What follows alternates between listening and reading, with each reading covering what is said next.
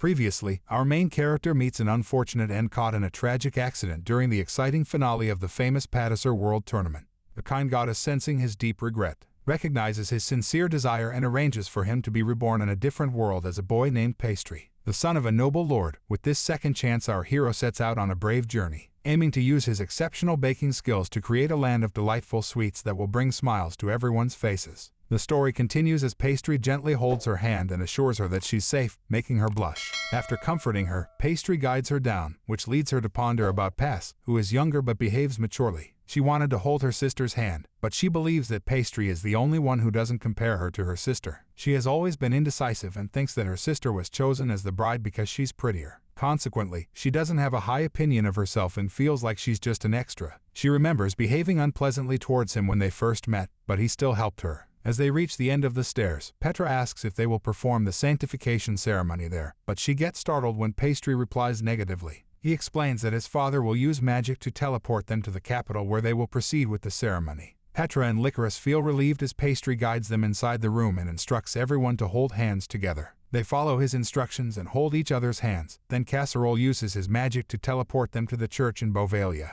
Meanwhile, on the other side of the city, there is a peculiar man residing in a dilapidated house. He gathers a group of mercenaries and explains that he has summoned them to take on a task, which will aid him in rebuilding the Armenia house. He reveals his plan to strike a blow against the Cattlesec family. The mercenaries, driven by the lure of money, inquire about whom they need to eliminate. To their surprise, the man instructs them not to kill anyone but to bring a specific woman, Petra, to him. If successful, they will be rewarded with 10 pieces of gold. The leader of the group asks if Petra is an aristocrat, to which the man confirms, emphasizing that they must not fail. After the group departs, they discuss the man's arrogance, as he concocted this entire plan to become an aristocrat.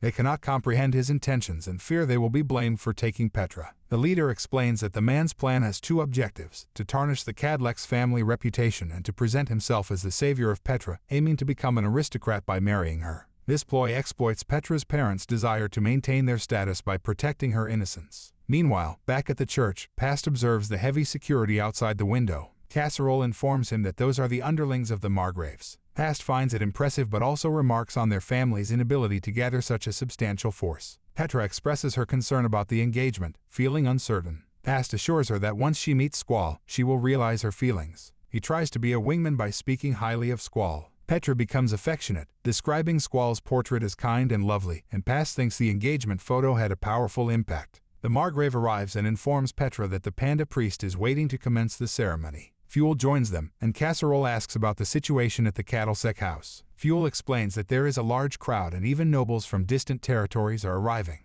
Casserole elaborates on how the marriage will unite the Margrave and Duke's families, resulting in the formation of the strongest noble house. Casserole entrusts Pass with an important mission to accompany Licorice to the reception room until Petra finishes. Pass's father explains that Licorice appears somewhat tired, which Pass had not noticed. Fuel whispers to Pass that he should be empathetic and escort her. Acting on the advice, Pass approaches Licorice, acknowledging that it might be difficult to rest in that place. He informs her that they have prepared a separate room for her to rest. Though hesitant, Licorice shyly accepts his offer and holds his hand as he guides her. Fuel seizes the opportunity to call Pass a womanizer in jest, advising him not to make a woman cry. Casserole scolds Fuel, telling him not to teach such things to Pass. Meanwhile, the other peculiar man is celebrating with wine, vowing to make Cattlesec pay. Simultaneously, the carriage and guards arrive at the church to escort Petra, and she leaves with her father after completing the ceremony. Casserole and Fuel observe them departing and mention that only Licorice remains. Casserole explains that their mission will conclude once they escort the Margrave and his daughters back home.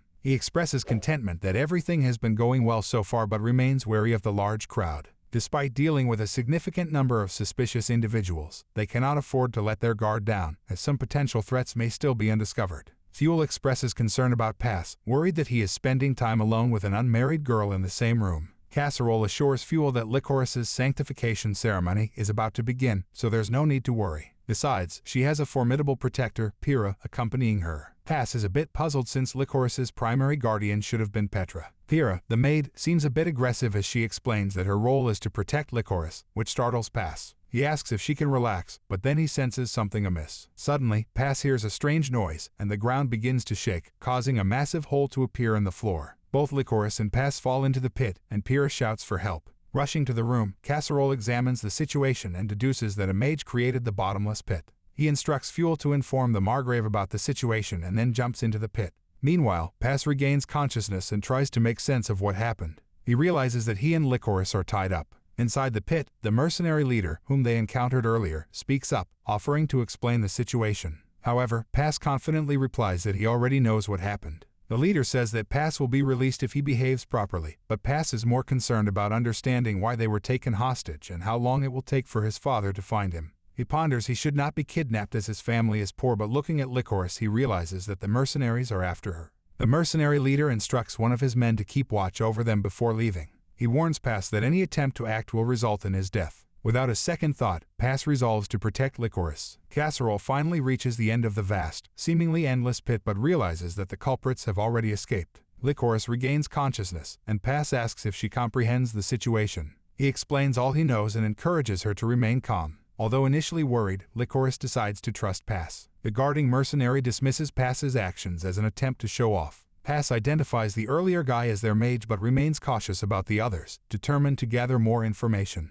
He begins questioning the new guard, seeking to understand their fate. The guard explains that they only need Licorice, so Pass might be killed. Undeterred, Pass attempts to locate their whereabouts, but the guard refuses to answer. Pass then employs a strategy, pretending to cry and plead for an explanation. Annoyed, the guard threatens him, but Pass claims to be the eldest son of an aristocrat and states that his father could pay a ransom of 200 gold pieces. He even adds that his father would pay even more if the person behind the plot is a noble. The bandit considers the idea of taking the ransom for himself and running away. Pass observes the surroundings and deduces that this place once belonged to a duke family that fell 10 years ago. He recalls reading the list of potential threats during Petra's escort and realizes that only one duke was listed, the Duke of Armenia. Using his magic, he copies the information onto a ribbon belt and then employs his father's magic to teleport it to his father. Meanwhile, Casserole returns to the church in search of more information. Fuel also returns and informs Casserole that the Margrave has decided to prioritize Petra's engagement, making it difficult to mobilize his men.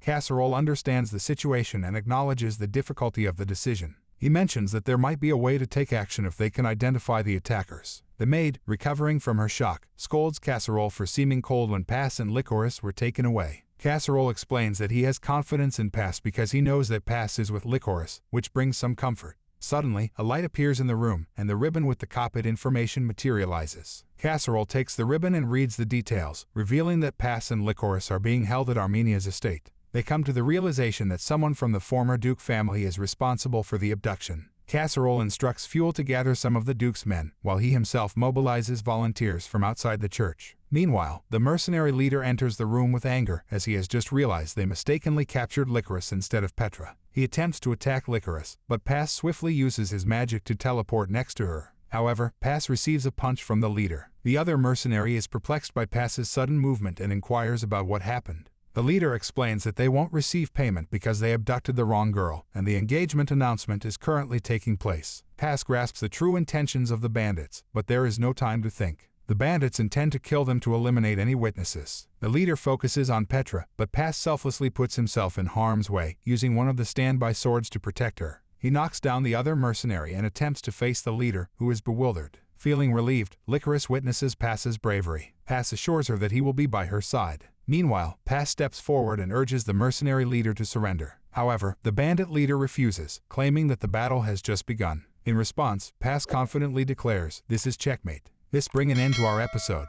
If you enjoyed it, then click on the next video and don't forget to like, share and subscribe our channel, Annie Explainer.